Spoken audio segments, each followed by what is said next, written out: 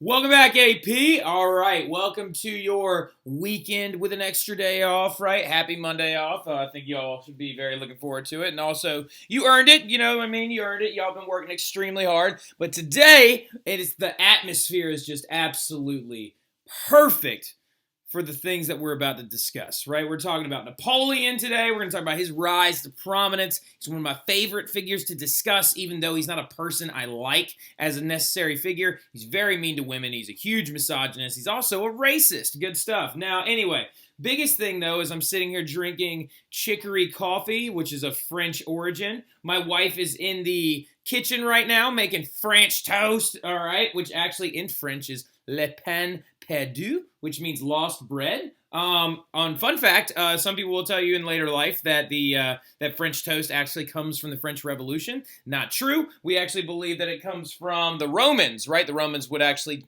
soak bread, stale bread that they thought they felt like they couldn't eat, in milk and egg and fry it in a pan so they could make it edible, like kind of like soggy it back up again a little bit. Now,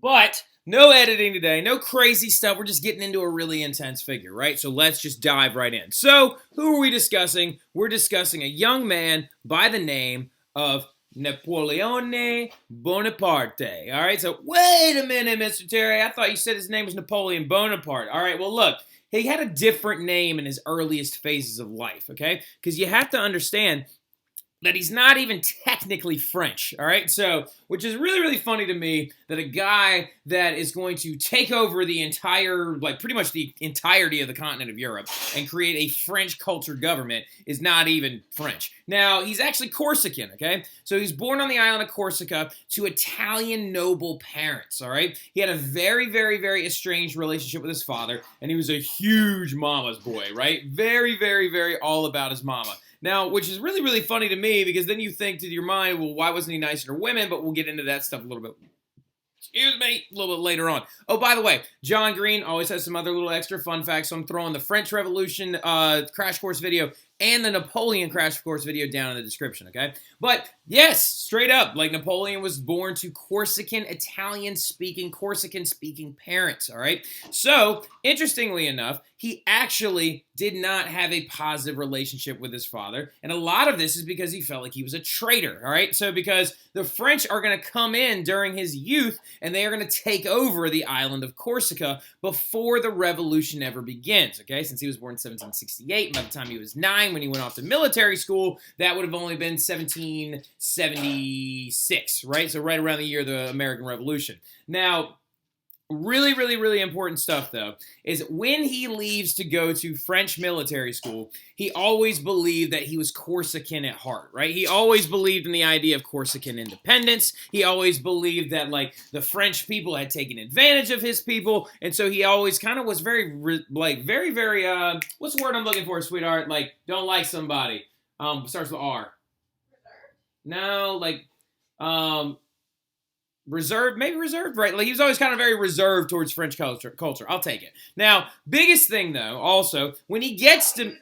Resentful, that's the word I'm looking for. Thank you, sweetie. So, biggest thing about it, though, is Napoleon was also a victim of bullying, right? So don't ever bully people, because they might take over all of Europe. Now, anyway, the biggest thing, though, is that he was teased because of a couple of things. He was teased because of his Corsican accent and the fact that he couldn't speak French very quickly. He learned it as this third language in his life because he grew up speaking Italian, Corsican, and then also learning French as he was a boy. And also, he was teased about his height, okay? Now, when he was a young man, Morgan, calm down. When he was a young man, he was teased because he was exceptionally short when he was young, right? When he was actually growing and when he was a growing boy, he was very, very short by comparison to his military school students. He also spoke French with an Italian accent, and the kids picked on him and made fun of him all the time because he couldn't really respond to things very quickly. They called him dumb, they called him short, they did all these other really mean things, And so what's going to happen because of this, and also Napoleon eventually grew to be 5'7", which was average height by the time he was actually an adult. So he did actually pop back up eventually, but he was heavily picked on. And because of this, he becomes extremely reserved, right? He becomes very reserved, very melancholy, and he devotes relentless hours every single day to sitting in his room by himself and studying.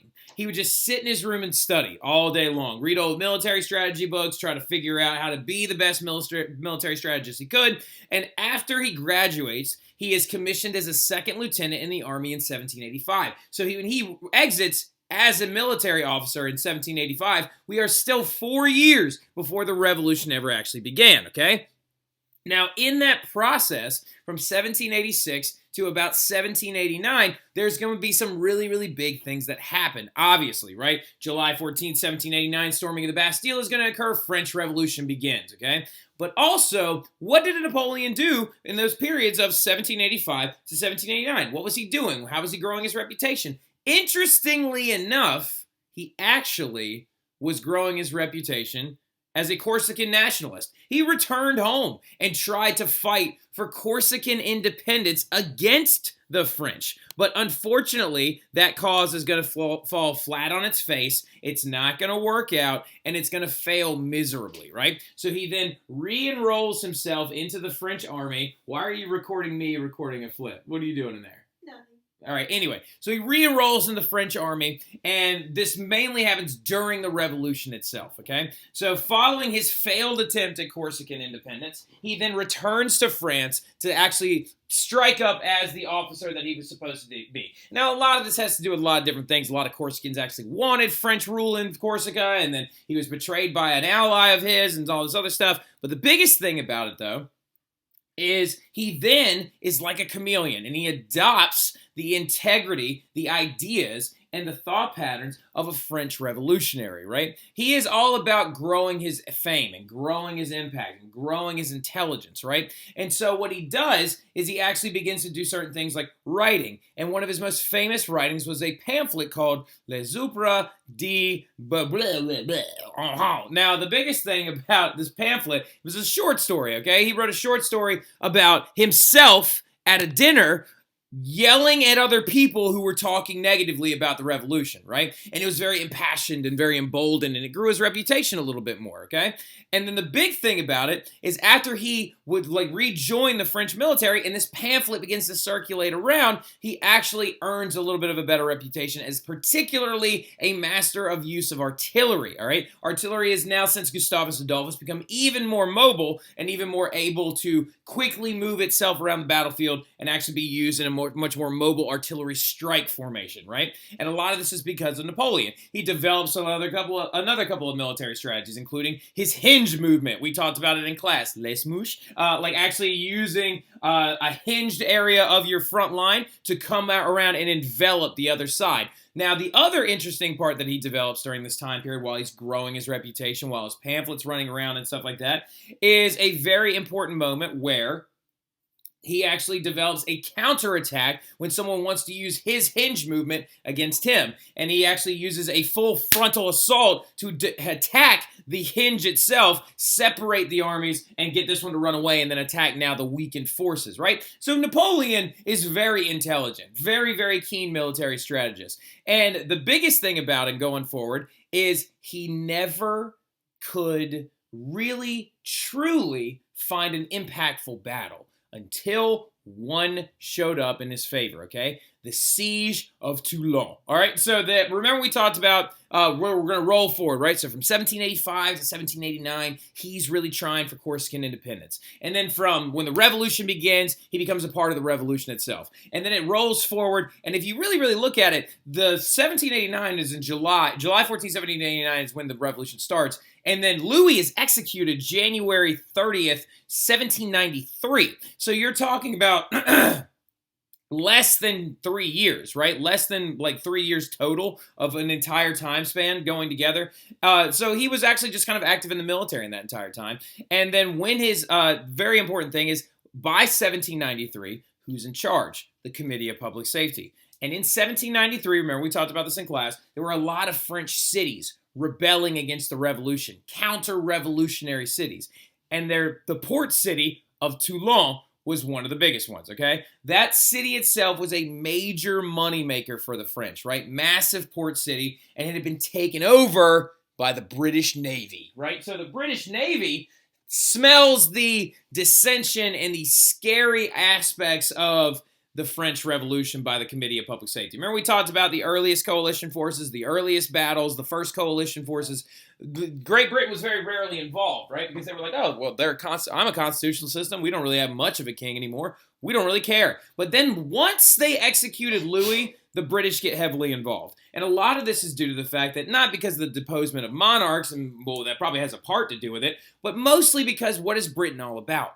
Making money. Britain is all about trade organizations dominating Atlantic trade markets and keeping it that way, okay? So one big thing they're going to do is they're going to take over the small French port city of Toulon, right? And then through a massive number of different military strategies and structures, Napoleon is able to rid Toulon of the British, run them out, and he has a major victory at this moment. And he actually defeats an entire British naval force and sends them running in the other direction. And who does this earn the attention of? The Committee of Public Safety. Maximilien Robespierre then looks at Napoleon as the best thing that the French army has to offer. And a lot of this is because if you look at the forces that Napoleon was fighting with at Toulon, guess who the guy was leading the French military against the British before Napoleon got there? A painter.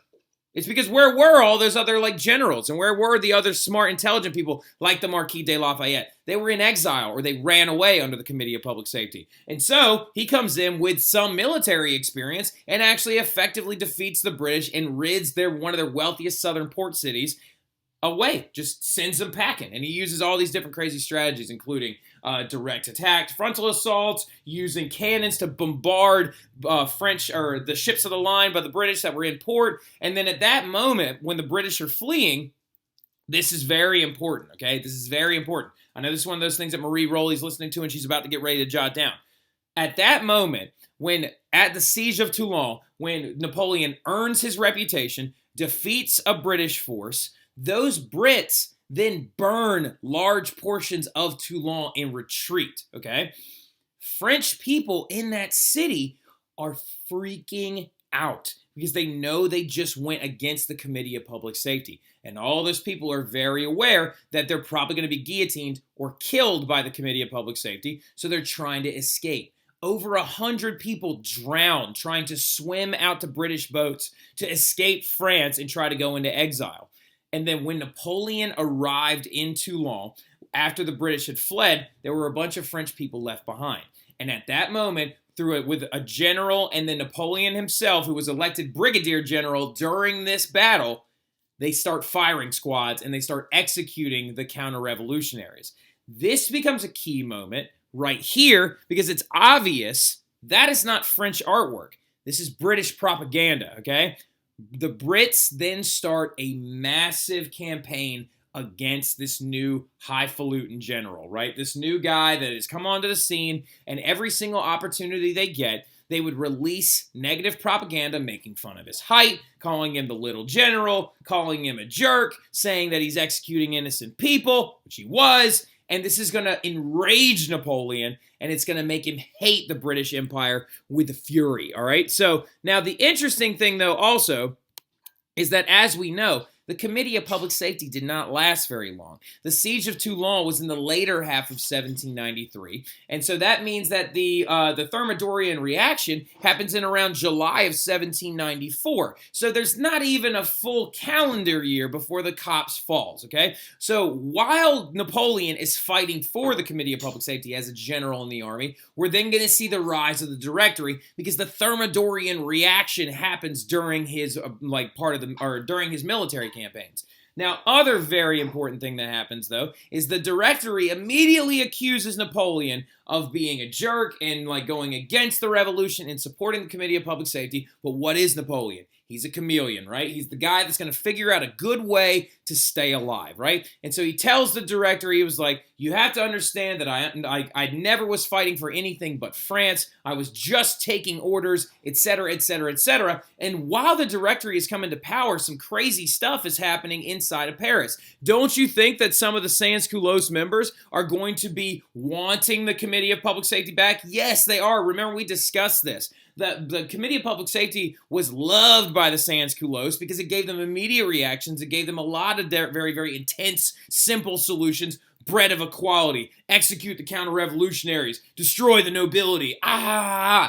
So the Sans-Culottes are going to begin to riot when the Committee of Public Safety falls. And to prove his worth to the directory, Napoleon turns on them, all right? He actually is released from house arrest following this moment, and then he assembles cannons outside of the directory meeting hall and outside of the Council of 500, and he then immediately begins to open fire on them, and he kills a large number, I think it's somewhere over like close to 1,000 Sans-Culottes members who are trying to depose the directory. So the directory is now in love with him because of this thing called a whiff of grape shot, where he literally, this is Napoleon's forces right here, opened fire on Sans-Culottes members to actually destroy the people rebelling against the new directory. So as you can tell, Napoleon is not against violent action, right? Not against violent action against the French people, against the British people, against anybody, right? So then, once that occurs, Napoleon is going to be given command of the army of northern Italy, right? He's going to be given command of the army of Italy, and the French government at the time, the directory in particular, is discussing the fact that we are running out of food again, we are running out of money, we are running out of a lot of stuff. We need to go have some military campaign victories to try and replenish our bank accounts, replenish our goods, and also replenish our food stores, right? So Napoleon's going to be given command of the army of northern Italy due to the fact that, remember, Italy is not actually a contiguous country yet. It's not a united country. It's separated into kingdoms like the Piedmont, Sardinia, Tuscany, and other areas as well.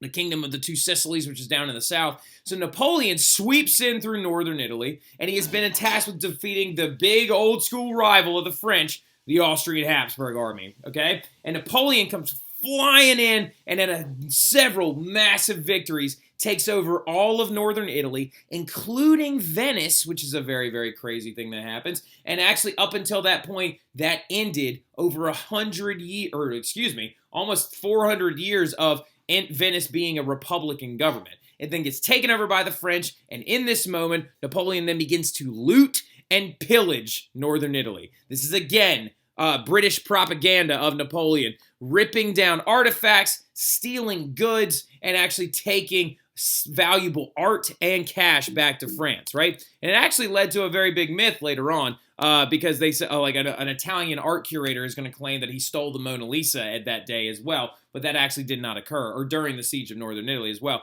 He actually ends up confiscating $57 million worth of art and goods, and that's in that's a ridiculous amount of funds, okay? So Napoleon, again, is earning a huge reputation with the directory, and they're asking him, now, Napoleon, what's our next move? What should we do now? And Napoleon, of course, is sick and tired of being made fun of by those dirty, rotten Brits, right? So the new motive, destroy Britain. So what Napoleon wants to do now is he wants to take out the immediate threat to the French government and to the French Revolution and to the French directory. And he believes that to be Britain. Why does he believe it to be Britain? Because Britain has the strongest navy in the entire world and also the strongest army in the entire world. So he believes that if we can destroy Britain, then we will be able to defeat any legitimate threat that we have inside of Europe, okay? Because a lot of people tend to forget that at the time, France was still the most populated European country leading up to their revolution. So by numbers and statistics alone, they had quite a few more fighting men in their military, and also the revolutionary fervor is going to give you a lot of benefit. So their really, really biggest legitimate threat is the British army, including all of their colonies. So what do you do in this sense? You can't directly invade Britain, is what Napoleon actually kind of cooks this entire idea down to. If I directly invade Britain, I'm going to lose, and I'm going to lose my entire force, right? My entire force is going to be destroyed. So what should we do? We should invade Egypt, right? I know some of y'all are probably like, wait, what? Why are we invading Egypt? Because Egypt is considered to be the halfway point between British India and Britain itself. So Napoleon's idea is if I can take over Egypt and knock out that midway checkpoint, I should be able to destroy Britain through their wallet. I should be able to kill them. I can't eat it right now because I'm recording. You'll be done soon. I'm gonna leave right here. That is true, and it also is very French. It's got look at that. Look at this. It's got strawberries on top. It's very nice. Thank you, sweetie. I appreciate you. You're so nice. Thank you. Thank you. Oh, you're the best. All right, now anyway, so really quick before I get to my the big thing though going forward is invading Egypt does become the #1 cause for Napoleon, and then why? Because we're trying to eliminate their funds. Okay, we want to try and take away all British funds. Now, this is where some things start to get intense, okay? This is a massive failure for Napoleon. He had a small number of victories at places like the Battle of the Pyramids, but he never overtook Egypt, and he actually ends up losing because the French Navy is almost completely destroyed by this guy at the Battle of the Nile. This man right here is Admiral Horatio Nelson, and some of y'all are going to like this guy a lot, all right? Admiral Horatio Nelson is the man that Napoleon could never beat in battle. Admiral Horatio Nelson was there and defeated Corsican independence movements when he was a young officer. Admiral Horatio Nelson was there and defeated him at the Battle of the Nile. Admiral Horatio is going to be there later on and defeat him at the Battle of Trafalgar as well, and we'll discuss that later on. Now, really big important stuff about Admiral Horatio Nelson is he's also just built different, okay? Like Admiral Horatio Nelson, when he fought against Corsican forces during the Corsican independence movement when Napoleon was just a young guy, and so they actually ended up fighting against each other, Admiral Horatio Nelson loses the use of his left arm. As you can see right here, it's been amputated, and actually the arm itself has been pinned to his cloak. He actually loses the use of his arm. And then at a later bombardment of Spain, now I may be getting these two things confused, the arm and the eye, a cannonball hits the boat, throws splinters into his face, and it destroys his entire left eye. Now, actually, the eye stayed in there, but a splinter pierced the cornea and the iris and actually made him go blind in that eye, even though he never had to have the eye removed. They did tests of him and stuff like that. They were like, are you sure that eye doesn't work? And they held a candle in front of it and moved it, and his eye wouldn't look around. And some people have said that he is the origin of the phrase, turn a blind eye to this, because he had one blind eye, and if I turn it towards my sailors doing things they're not supposed to, then I won't be able to see it. Now, that's a myth, probably, but Admiral Horatio Nelson's just built differently. The man is literally going to beat Napoleon at the Battle of the Nile with one eye and one arm, right? And that is crazy. One eye tied behind my back and one eye looking off the nowhere, and he destroys Napoleon at the Battle of the Nile. I love Admiral Horatio Nelson. I think he's awesome. Now, Napoleon's invasion of Egypt did yield some positive results. One of the biggest things is he brought a massive force of scientists, geologists, and anthropologists with him. And when they were there, they actually discovered this thing. That's the Rosetta Stone, right? So the Rosetta Stone was discovered by Napoleon's forces. So this is a really big deal. The Rosetta Stone is how we now translate ancient Egyptian, because it's got the same passage written in 3 different languages. It's hieroglyphics right here, and then it's simplified Egyptian, and then it's Greek down here. So we can actually now translate ancient Egyptian because of Napoleon invading Egypt. Now, the biggest thing, though, is going to be his rise to power in 1799. So, some of you are like, Mr. Terry, how is Napoleon going to take over stuff? I feel like he's just been absolutely humiliated. He just lost to the British in Egypt. He just lost all this power. Well, the biggest thing about it is Napoleon returns to a hero's welcome. What? Yes, because remember, information does not travel as fast as it does now, okay? So people had only heard of his victories at the Battle of the Pyramids and a couple of other battles inside the Middle East and Turkey. So when he returned, they thought that he was victorious in Egypt, even though, ironically enough, he abandoned his armies there after he lost the Battle of the Nile. But when he returns, everyone is in the streets parading yes to the conquering general. And then at that moment, Napoleon starts to just get all kinds of, like, just, oh my God, he's like so obsessed with himself. And he starts to believe that he's like in the middle of a Roman triumphal parade and that he is the new Caesar. And so at that moment, he decides, with the help of several other French diplomats, to overthrow the Directory in a coup d'etat, right? So that is what this is, okay? Like, everybody's been referring to, like, some recent political movements as coups and things like that. That's what a coup is. A coup d'etat is an organized effort to overthrow a government. Now, who's going to help him do this? None other than the other best chameleon out there, the Abbé Sieyès. The Abbé Sieyès and a man by the name of Charles Talleyrand. Just kind of star his name or highlight it. He does come up a lot later. They help him overthrow the Council of 500 in the Directory, and then they write a new constitution where Napoleon, using his massive popularity, is elected as the first consul in this branch called the consulate. And the consulate has 3 men in it, and he is elected first consul, and then he has 2 assistant consuls. Now, the Abbé Sieyès thought, when he had this written, that it was going to be minor power, mostly written, only last for about 10 years to bring stability to the French military, create some permanent borders, and then just actually move forward. But what he got instead was this thing that some historians have referred to as a dictatorship by plebiscite. So when this new constitution is issued and he is elected first consul, they hold a vote. They hold an actual, like, a vote. A plebiscite is a vote, okay, to see how the approval ratings of the French people, and if they want Napoleon to be like the actual French ruler, basically, like a dictator. And what ends up occurring is the votes come in.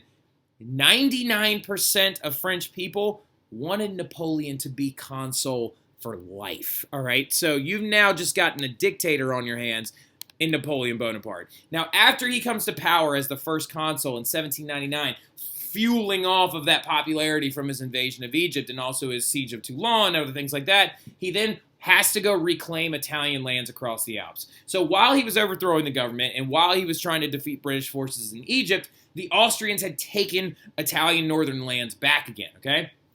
And then you're going to see the growing of the emperor-esque image of Napoleon in this moment. So right here are 2 paintings of Napoleon crossing the Alps. This one is the one by Jacques-Louis David. And remember, he's going over the Alps to go take over retake Italian lands that he had lost because he was busy fighting in Egypt, right? So this is the one by David, right? Look how glorious it is and beautiful it is. And he's on top of a magnificent horse, and he's going over there for the French people. He's wearing the tricolor cockade, the colors of the French Revolution. Behind him, they are dragging cannons, and there is a French flag, and it is a very intense, beautiful painting that tries to make you believe that Napoleon is leading the cause of the French Revolution. And to also assert his glory, you'll see that it says Bonaparte chiseled into that stone across the Alps. Right here it says Hannibal, and right here it says Carolus Magnus. And those inscriptions are faded, and it's to try and make it seem that Napoleon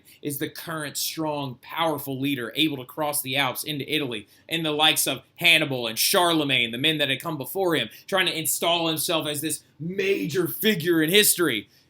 And then on the right, you have another painting where he's crossing the Alps in the cold on a mule.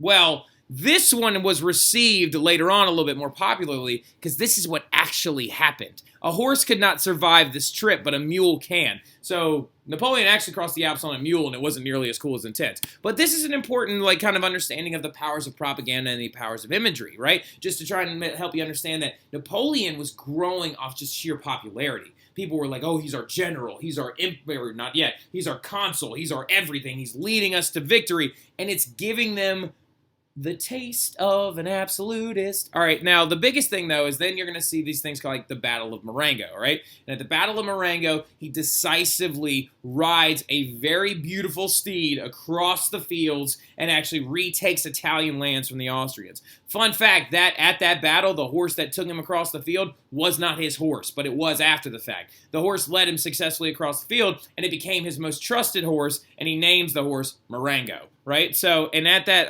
following that battle from 1800 to 1801, a lot of people are going to kind of throw their hands up and be like, I'm tired of trying to fight this guy.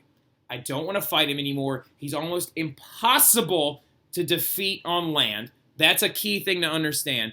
No one defeats Napoleon on land, except the Russians. Now, nobody defeats Napoleon on land. And, like, that's what Napoleon preferred. He actually always said terra firma. He's like, that's where I fight, which is on land, the firm ground. And so in this moment from 1800 to 1801, now we're seeing a lot of major things happen. We're seeing a large peace between, and this is supposed to say 1800 to 1803. That's supposed to say 1803. Now, we're seeing the French economy stabilize. We're seeing a treaty with the British to forego any more military action. We're also then seeing the Concordat of 1801, which was, we know that's why I have a bunch of stars right here, that was an agreement between Napoleon and Pope Pius to return the Catholic Church to France, okay? A lot of major things happening right now from 1800 to 1803. And in 1802, Napoleon would become so popular that he was officially elected first consul for life. And why does this occur? Because he's seizing upon his popularity. The victories at the Battle of Marengo, the reclaiming of Italian lands, the going against the British, the embodiment of the French revolutionary ideals, the plebiscite elects him consul for life. And during this period of peace, he enacts a lot of very extreme measures. Some are considered successes, some are considered terrible, okay? So one of the biggest ones is he sells the Louisiana Territory for $15 million. And he sells that to who in 1803? To the Americans, effectively doubling the size of our country. And he sells it for $15 million because he believed that it was worthless land that he got in a treaty from the Spanish just when he gave the Spanish some Italian land instead. So he's like, you know what I'm going to do? I'm just going to make some money off of it as fast as I can. And he flips it and sells it immediately to the Americans, and we double the size of our country for $15 million, which is actually less than a penny per acre. Now, anyway, that's a major thing that's going to happen, which we would consider a success, right? Because he doesn't feel he needs North American land that will eventually lead to a war, okay? Then he also reinstates slavery. Remember Toussaint Louverture, right? Toussaint Louverture, who led the Haitian independence movement, who created a free Haiti under French rule known as Saint-Domingue at the time, and he had slavery outlawed due to those revolts. So Napoleon sends a French military all the way across the ocean to then capture Toussaint Louverture, arrest him, and then reinstate slavery in totality, which is a really, really, really messed up process. Napoleon actually brought slavery back after it had been made illegal, right? I know some of you are like, this guy's awful. So, yes, I agree. But then he also writes the Napoleonic Code. And the Napoleonic Code is, since 1800, he had been working on a new set of laws. And we'll discuss that a little bit further in class. So just leave about a space or two under Napoleonic Code, okay? But I don't want to take up too much of your time because now we're going to get to the last little slide and then we're done, okay? So then in that moment, following 1803, the British break their peace with the French and they start attacking them again. And then also, Napoleon's growing very worried because there are assassination attempts on him and people are trying to act like they're going to kill him and stuff like that. Bourbon sympathizers want the Bourbons back in power. And so after an assassination attempt and seizing on the popularity that he has, he declares the French Empire, okay? To keep that popularity high, he says, we are no longer just the Republic of France. This is the first French Empire. And in January of 1804, with a 99% approval rating, he has himself crowned the Emperor of France in a massive ceremony that takes place in Notre Dame, right? And this is a very, very important moment that occurs, and this is actually the moment as depicted by Jacques-Louis David, right? And as you can see right here, there is the Pope right there sitting. He is there after the Concordat of 1801, where now the Catholic Church has been brought back. The Pope is coming in to bless the crown and to crown him the Emperor of France. Now, when Napoleon enters into Notre Dame, he's wearing a laurel wreath on his head, like Caesar wore all the time. See that right there, the gold laurel wreath? Because he's the emperor now, much like the Roman emperors that came before him. And when the Pope is bringing the crown on top of Napoleon's head and saying a blessing prayer, Napoleon stands up, rips the crown out of the Pope's hands, turns around, and then crowns his wife, Josephine, with it. Josephine and him had been married since 1796, all right? So they've been married for quite some time. They had no children, and this is a very, very big moment because he's crowning her his empress. And so he's doing this to show his power and authority instead of the Catholic Church power and authority over him. Very major moment that we'll talk about in class. And following that moment, he leads the Napoleonic Wars. He's now the Emperor of France, and he's like, all right, Britain, you want to play this game? I'm just not going to come out there and fight you in the water. And we'll talk about the Battle of Trafalgar in class. Now, and then from 1803 to 1812, he set out to conquest and destroy coalition forces that threatened his empire, and they were the third through the sixth coalition wars. And he takes over the entire continent of Europe. It's ridiculous, okay? And we will discuss his biggest mistakes in class, and we'll talk about a couple other things as well. Leave some space there. I'm going to go enjoy my La Peine Perdue after telling you about Napoleon, who is one of my favorite people to talk about, and we'll wrap him up, and then we'll review a bunch in class, okay? So I'll see y'all then. Y'all have a good one.